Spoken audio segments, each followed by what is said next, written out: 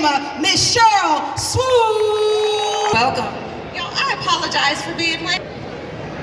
Oh, I get to share a seat with you? Please share a seat with me. Legendary. Now, you guys, a couple of years ago, right before the pandemic, I was on to greatness. I just knew that year of the pandemic, my life was about to shoot off. It was popping. I was in my bag. I felt like, yo, nothing. I got introduced, or I actually got invited by the Houston Rockets to be recognized as one of the International Women of the Year. They were bringing me down to the Rocket stage. I got to wave at everybody. But before then, there was a panel of women, just like you see here, who were telling their story. Really dope and bold women. I got the mic and I sat down. I'm telling my story about being a woman in New York and how difficult it is when you're working as a woman in New York. The saying, if you can make it in New York, you can make it anywhere. Anybody ever heard that? It's a real thing. But I was on that before a sucker in New York. They used to think I was weak because I had this little southern drawl. I didn't know that there was another woman on that panel who was from Houston. As soon as I opened my mouth, and it's not all of us, I had to show them, somebody in the back said, "Tell them, Sky!" Down for me. She knew what it was like working in New York. She knew what it was like moving in a room full of vultures. And she wanted me to know that I had her support. Now she hasn't been able to get rid of me. So Cheryl, I'm gonna ask you this question for all of us. When you were playing in the WNBA, let's take it back to the 90s. When you were playing in the WNBA, did you feel supported as a woman? Not just from the players on the team, but you were one of the first. That means in business as well, you were in some rooms. Did you feel supported then? What's up, H-Town? You know, it's so dope just to be up here with all these amazing women. Can y'all hear her? Yes, I know I'm loud. Maybe? No. Y'all, I'm not as DJ. loud as Sky. There we go. Is that better? Is that better? Okay. I don't know. I think there were days when I felt like I had the support of people that mattered to me. There were other days where, to be very honest with you, I just really didn't caught up in it. And I just always felt like I've always been where I'm supposed to be at the right time. And for those who don't like it, then they don't have to get off where I'm getting off. They can stay on the train. But, you know, my mom raised me to just believe in me and to be a strong black woman no matter what anybody else said, and to know that I had to be, whether that was in the WNBA or post WNBA, and just my everyday life, just feeling like, you know, I got the man above, I got his support Off the cuff. I'm coming over here, sis. I'm coming. I got a question. Just between me and you, what kind of money do WNBA players make? What were you making in the 90s? I know it's not the same money, but right now, what does a WNBA player, what is that range? What do you take home? You know, it's changed today from back in the day, 1997, when the W started. My situation was a little different, only because I had a playing contract, like with the Comets, and then I had a marketing contract with the league. So, like, I marketed the league. I was one of the players that marketed the league year round. So I didn't have to go overseas to play to make money. Is that like brand ambassador? When you say you market the league, they give you a separate check to be the face of the WNBA? Yes. But even in doing that, I still needed another job, right? Because you needed another job. The salary is nowhere near what, and I don't compare it to what the men make, because why don't you? Like, my next question was gonna be, did y'all know she played one-on-one with Michael Jordan? Did anybody else know that? I went and pulled the footage for myself because I couldn't believe that this woman was great enough to go up against Michael Jordan. How many people y'all know that played MJ, the greatest, the GOAT? Okay, only me? I thought that was something. It was fun. So I'll tell you why I don't. Because I'm one of those people that I believe in, I control what I can control, right? But people fail to realize the WNBA is in its 27th season. And the NBA wasn't where they are today in 27 years, right? So it takes time.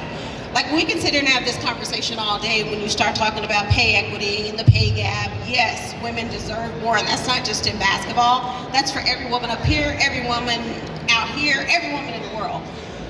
But the reason why I say I don't compare like my salary or the salary that the women make today to what the men make in the NBA is because there's a lot of things that go into that. But what I will say is the salaries today are a lot better than what they were 27 years ago. So there's growth there, but we still have a lot more work to do. There's growth. Okay, I'm gonna swing it back this way. We're talking about money, power, and works with Salesforce. Anybody have their business or know about Salesforce? Systematically, Salesforce is a big deal when it comes to organizing what it is you do on the back end. You tell them in your words what came to your mind with money, power, and respect, and how that applies to what you do at Salesforce. Hi everyone. So Let me let that sink in my brain. Respect is a brand. it's a brand. Okay. It's a brand built by your actions. Do you deliver on time? Are you a person of your word? Do you build trust? And those things cause people to respect you. Respect is not earned, it is built. You build it with your husband, you build it with your family, you build it with your friends. And then the last thing is power. And power is leveraged, meaning it doesn't have to be your power, but you can leverage power.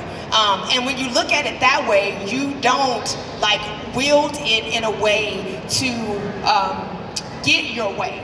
You wield it in a way for the greater good. That is why when black women are in power, everybody eats. So wait, say it. Stand up on it. Did you hear my sister? Say it one more time, Sheree. It's a little louder for the back. When black women are in power, everybody eats. Everybody because we leverage it.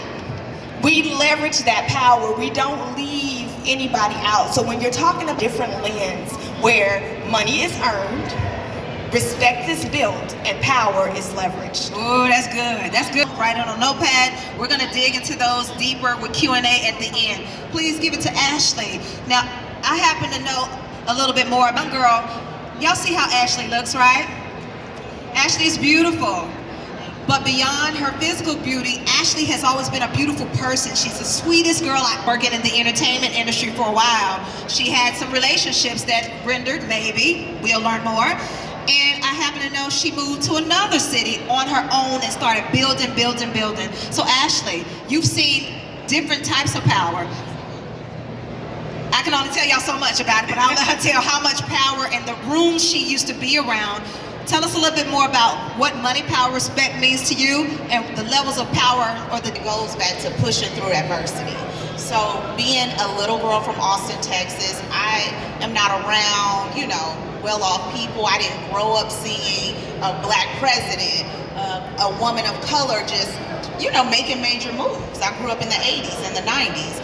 And I think as I started to grow and I went to a HBCU in Atlanta, I was able to kind of broaden my horizon. I met so many people. I started in music and entertainment, and I was an assistant, and then I moved into finance, and then I went into film. And then from there, what I realized is, I need to work for myself. I got with my best friend and with $2,000 because in the early 2000s, we couldn't walk into a bank and say, hey, I have an idea. Hey, did you know this industry is doing billions?